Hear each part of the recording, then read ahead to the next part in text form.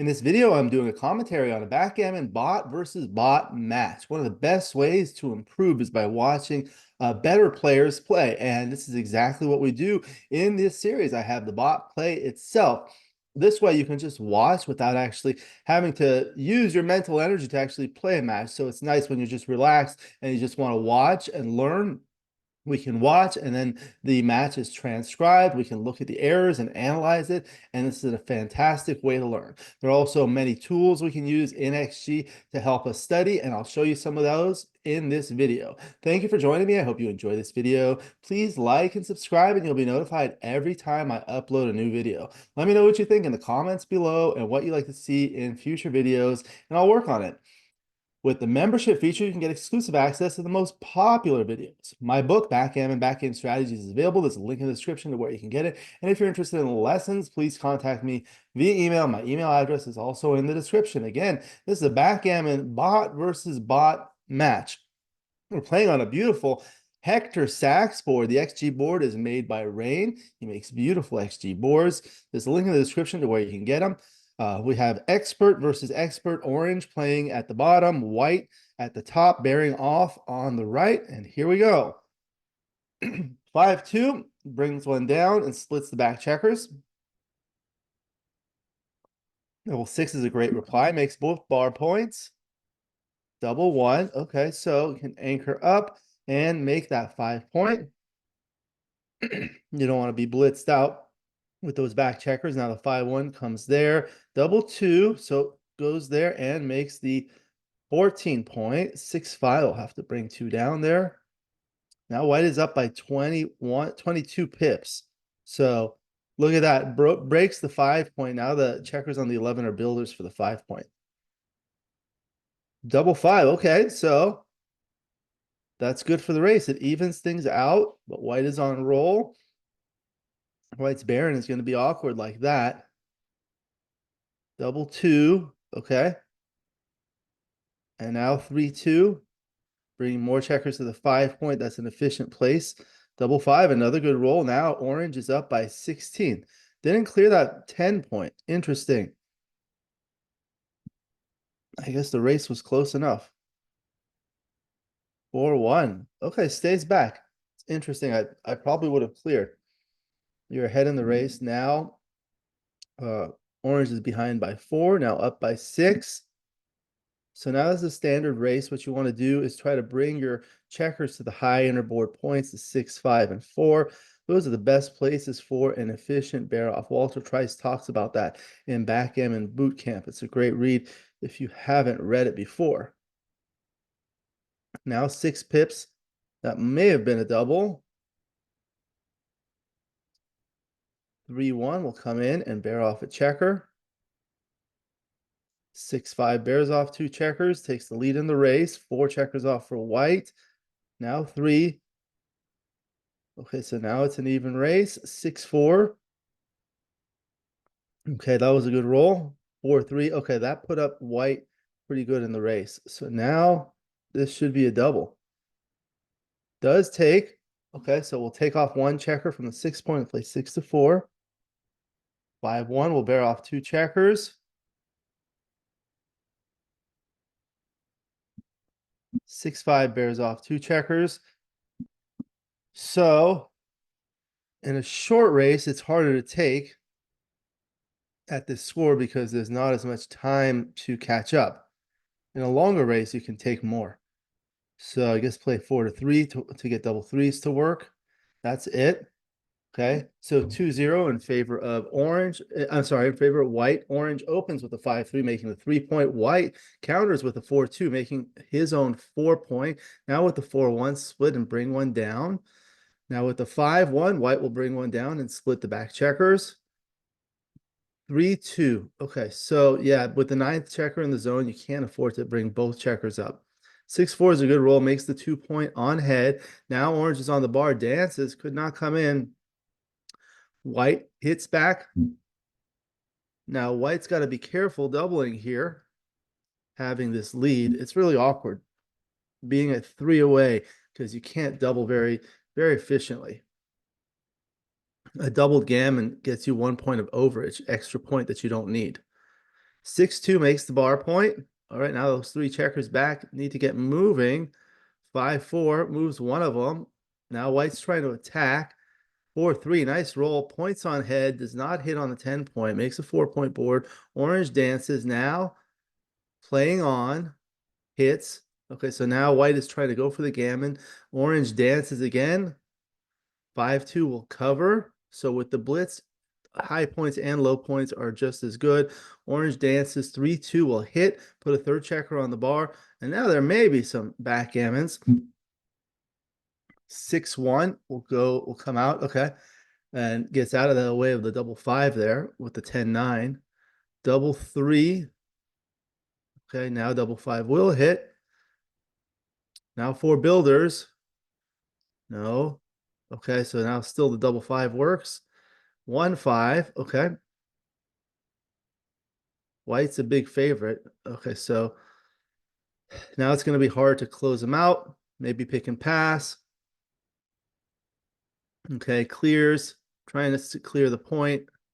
He doesn't want to hold him there. 6-3 will clear the 6 point. Now the gammon is a virtual lock. Okay, now double 3s are higher. We'll leave a shot. 6-3 doesn't, but now there are a lot of numbers like 6-5, 6-4, 6-3, 5-4, 5-3, 4-3 that leave a shot. Double 4 is not one of them.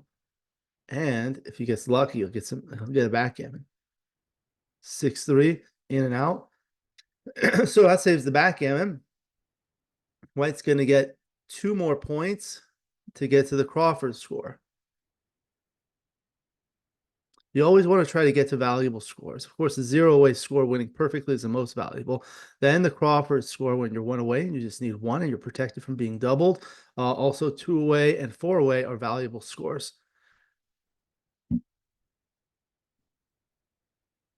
So 4-1 Crawford in favor of white. Now the doubling cube may not be used. Double 6 is a great roll. Makes both bar points again. 6-1 will come in, slot the 5 point. 5-1, this looks similar to last game. 5-3, okay. Doesn't worry about gammons here. 6-3 can come in and out. 5-1 is awkward. 5-3 cannot do anything. 6-2 will come around. White is in a good position here. 6-2, okay, stepping up. Now 6-2 will clear the midpoint. 6-4 comes out. I don't know about that one. 4-1. I might have slotted the 4 point. 2-1. Okay, so now big trouble. Okay, slotting both points. 6-1 hits loose, dances. 3-1 covers, dances. 3-2. 2-1 come in and make the 4 point. Double 2. Just like that. Nice roll. 5-4, and that is almost gin for white. 5-3 will bring 2 down. Oh, 5-3 for white will play like that. 3-2 will cover. I don't know why I did that. 4-3 pick and pass. 5-3. That's the roll that he wanted. And he danced. Okay, so now 5-2 clears the 6 point, makes the 5 point board. 6-2. So there's a 6, and he doesn't want to step into a shot. Double 2 does not hit. All right. 6-5 comes all the way around. Now white's a big favorite. Orange is going to have to roll big. Although white does have some wastage with those deep checkers on the ace point.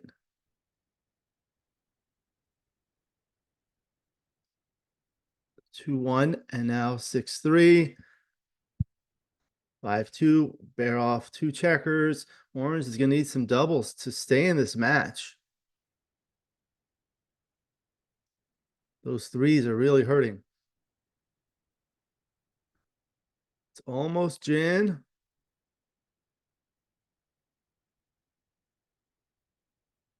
That does it.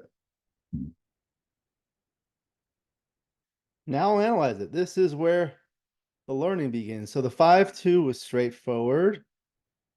And the double 6 makes both bar points. So the double 1, this is what you want to do. You want to anchor against all these checkers in the zone. there are 10 checkers in the zone. You don't want to be attacked. If there were fewer checkers in the zone, it might change. Let's take a look at it on another board. You just copy and paste. Let's take two of these checkers back to the midpoint. See what happens now.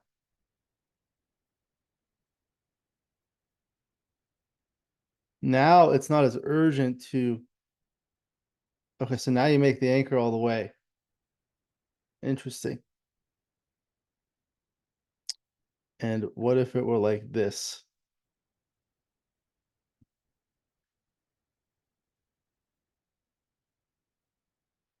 Suppose you can make that anchor and make the 5 point. The 5 point is the clear part of this. Sometimes you kind of have to move forward, but I don't think in this case. Yeah, I think you just do that. Okay. Then the 5-1 has to go down there.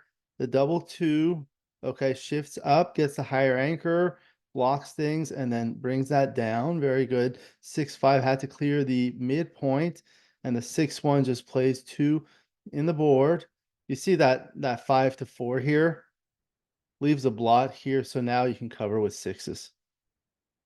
Always think about that when you have those kinds of options. 8-3 plays behind. Double 5 brought him back into the race, so comes all the way around. The 5-2 didn't really matter. All the top plays are close. The double 2, these were all close too. I think it didn't like coming 13-9. Nope, behind in the race. Then the 3-2.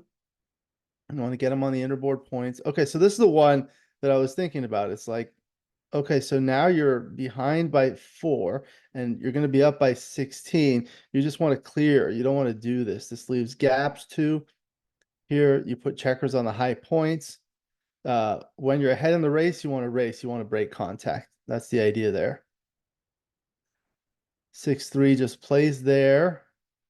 4-1, another one. So here you can just break the contact. And here it prefers to break the contact off the 9 point, bringing the checker into the 5 point. I say a point cleared is a point not to be feared. Double 4 was a good roll, brings things around. And 6-4 now just preparing to bring things in. And this was a straight race, nothing special to see there. On to game 2, 5-3 makes the point, 4-2 there, and the 4-1 you split. 5-1 brings the checker back here. The spare checker is useful. 3-2, you don't want to bring 2 up because there are this many checkers in the zone. Let's say if you go copy and paste it, let's move 1 back here. Now you could probably afford to play 2 up. However, you have this blot that you also have to worry about. So let's see what it says. No, now it says 13-8, but that's close. What if this were here?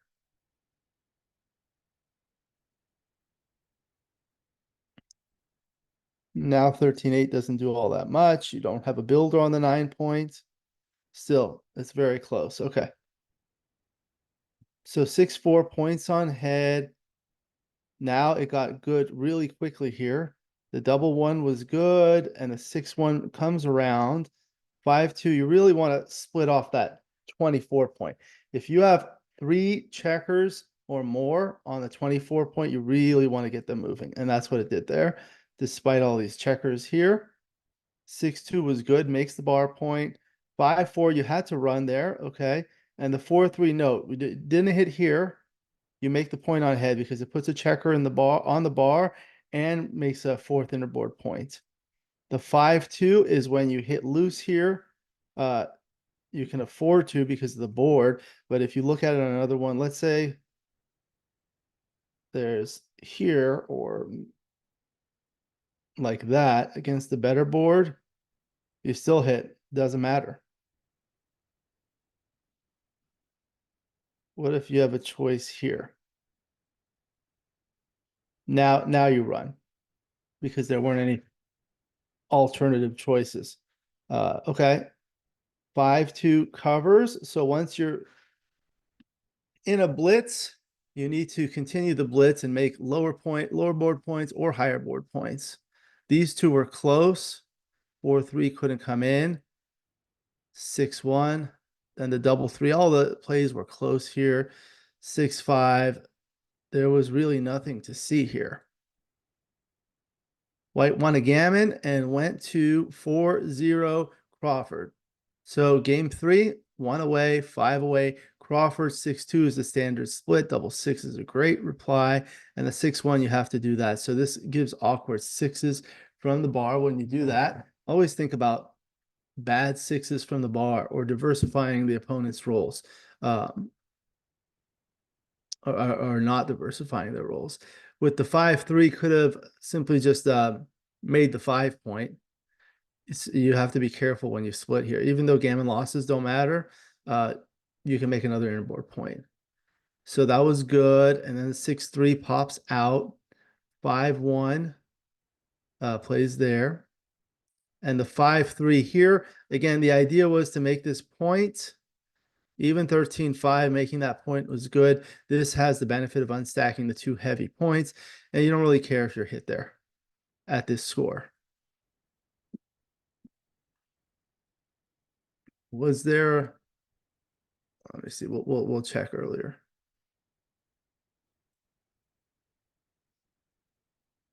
Oh, this was the double. Oh, there was a double here. We'll go and take a look at that in a moment. Okay.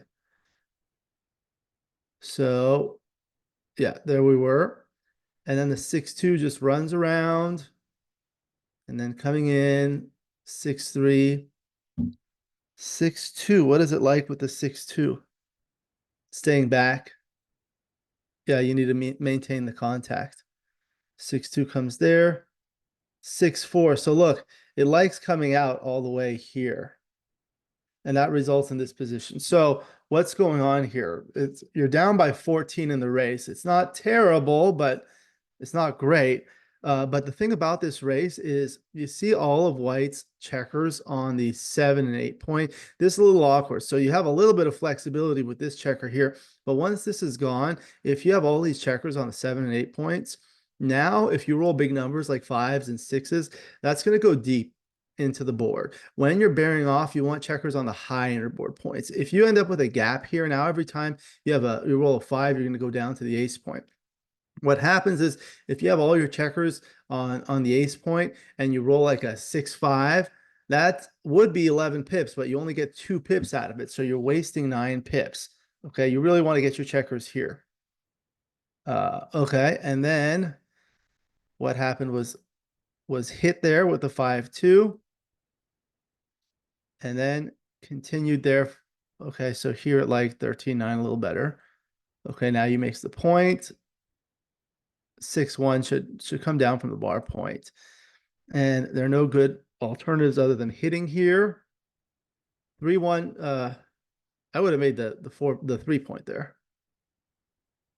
3-2 and 2-1. Double 2 is a good play. And what was it here? Yeah, you just want to bring things down. Yeah, you want to bring things down. This is a big error here. Because you're just losing your racing equity. And that was a pick and pass. 5-3 was great. 5-2. Okay, so look, this is the one where you clear the point. Now it results in a 5-point board and you're just trying to bring things around. Unfortunately, White came in pretty quickly and Orange couldn't hit. And that was it. Let's go back to the doubling decision in game 1 here. This was a double and this was a take. So let's see. This is you want to double a little bit later in non-gammonish positions at 5 away, 5 away. So what's going on here? White is ahead by 3 pips, has 6 checkers off versus 1 checker off. So 73% favorite, but it's still a take. So the way I like to do it is like this. This is 38 pips. I use the eyesight. So there's 1 penalty pip for an open 4 point relative to a closed 4 point. So that makes it 39 pips. Other than that, that's that. And then 41, there's a penalty for one extra checker off. That's 42. So 39, we take 1/6 of 39. So that's 6.5. 6.5 and add it to 39. That's 45.5. And this is 42. So you want to double anytime you're within 2 to 6. You want to be a little bit more conservative at 5 away, 5 away. And that makes it a double. Let's do the plus plus analysis. Yeah. So let's see what are the things that you can change. So let's gain a pip and fill in that gap. Look how strong that makes it. So let's how can we improve that? Gain a pip like this, but not get the gap. Now it's stronger. Okay. And then let's go back to the original position. If you go back 1 pip, or even like this, it's a double, but if you go back like this, now it's borderline. Okay. So those are the kinds of things you want to look at in races. And that was the match. So it's always interesting to actually even watch the bot play itself because you can learn some things here. We learned the doubling decision, and we learned that it got too quick, too good to double quickly at that 3 away, 5 away score. Got him the gammon to get to the Crawford score, and also we learned that when you're in blitz positions, sometimes you just make the low points. It doesn't matter. You just want to close the board and you don't want the opponent to anchor. So these are the kinds of things that you look at when you're watching, and you can analyze it using the various tools on XG, especially things like position modification like we did. That's a great way to learn. Thank you for joining me. I hope you enjoyed this video. Please like and subscribe and you'll be notified every time I upload a new video. Let me know what you think in the comments below, what you'd like to see in future videos, and I'll work on it. With the membership feature, you can get exclusive access to the most popular videos. Again, my book, Backgammon Backgame Strategies, is available. There's a link in the description to where you can get it. And if you're interested in lessons, please contact me via email. My email address is also in the description. I look forward to seeing you in future videos. And until then, keep rolling your dice.